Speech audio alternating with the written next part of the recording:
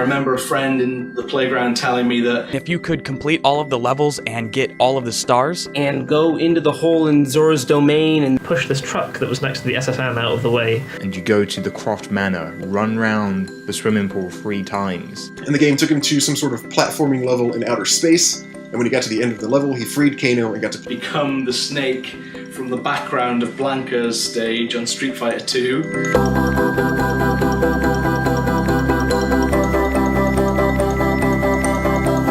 So you did a really interesting GDC talk back in 2014 about discovery in games. When I started playing video games in the 1980s, everyone I knew played the same games. And when we weren't playing those games, we were talking about them. So when I was a kid in elementary school, we were obsessed with Street Fighter 2.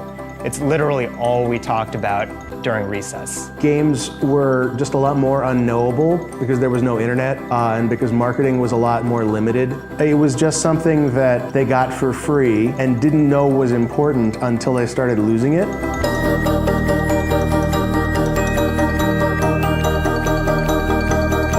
All of the cool stuff about the game was secrets that you would discover in the process of playing it. When people do find them, it feels legendary because the chances are so small. It's actually really easy to just accidentally ruin the cool parts of your game if you're not careful not to. In the absence of that, all we had to show people was, look, you draw lines in these mazes, isn't that cool? I think we're starting to see more developers realize this is something that's worth fighting for. You know, I mean, lots of games have a little joke in them like that or something, but that game really did it.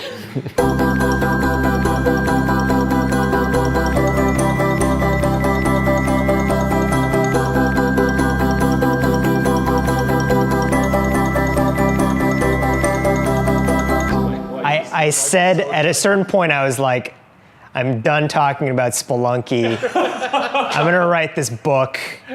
That's the last word.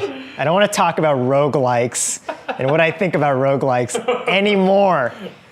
But, you know, this is such a cool project. I was like, you brought me out of the woodwork.